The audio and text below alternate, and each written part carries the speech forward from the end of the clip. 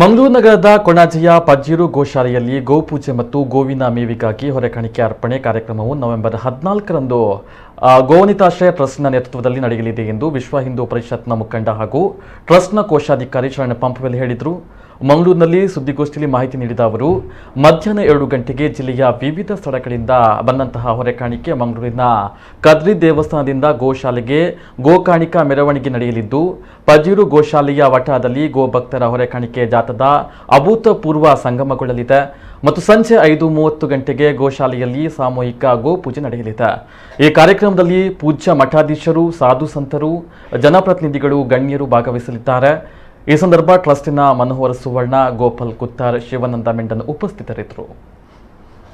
ನಾವು ಗೋವನ್ನು ತಾಯಿಯ ರೂಪದಲ್ಲಿ ಇವತ್ತು ನಮ್ಮ ದೇಶದ ಜನ ನಾವು ಅದನ್ನು ಪೂಜೆ ಮಾಡ್ತಾ ಇದ್ದೀವಿ. ಅಂತಹ ಗೋವಿಗೋಸ್ಕರ ಇಡೀ ದೇಶದಲ್ಲಿ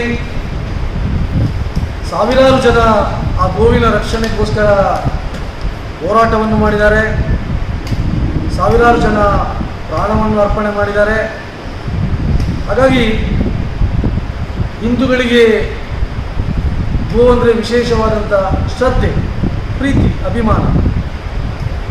ಇಂತಹ ಗೋವನ್ನು ರಕ್ಷಣೆ ಮಾಡುವುದಕ್ಕೋಸ್ಕರ ವಿಶ್ವ ಹಿಂದೂ ಪರಿಷತ್ ಕಳೆದ ಹಲವಾರು ವರ್ಷಗಳಿಂದ ನಿರಂತರವಾಗಿ ಹೋರಾಟವನ್ನು ಮಾಡಿಕೊಂಡು ಬಂದಿದೆ. ಗೋವನಿತಾಶ್ರಯ ಟ್ರಸ್ಟ್ ಎಂಬಂಥ ಹೆಸರಿನಲ್ಲಿ ಆ ಗೋಶಾಲೆಯ ಕೆಲಸವನ್ನು ನಿರ್ವಹಿಸ್ತಾ ಬಂದಿದೆ. ನಾಡ್ದು 14ನೇ ತಾರೀಕು ಒಂದು ಸಾರ್ವಜನಿಕವಾಗಿ ಗೋಪೂಜೆ ಕಾರ್ಯಕ್ರಮವನ್ನು ನಾವು ಪಜ್ಜೀರು ಗೋಶಾಲೆಯಲ್ಲಿ ಹಮ್ಮಿಕೊಂಡಿದ್ದೇವೆ.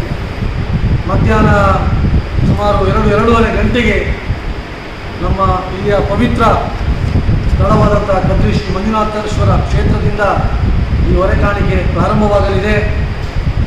ಇಲ್ಲಿಂದ ಹೊರೆಕಾಣಿಕೆ ಪ್ರಾರಂಭವಾಗಿ ಸಂಜೆ 5:30-6 ಗಂಟೆಗೆ ನಮ್ಮ ಪಜ್ಜೀರಿನ ಗೋಶಾಲೆ ತಲುಪ್ತದೆ. ಅಲ್ಲಿ ಸಾಮೂಹಿಕವಾದಂಥ ಒಂದು ಗೋಪೂಜೆ ಕೂಡ ಇದೆ. ಆ ಗೋಪೂಜೆಯ ನಂತರ ಒಂದು ಸಣ್ಣ ಸಭಾ ಕಾರ್ಯಕ್ರಮ ಕೂಡ ನಾವು ಅಲ್ಲಿ ಯೋಚನೆ ಮಾಡಿದ್ದೇವೆ.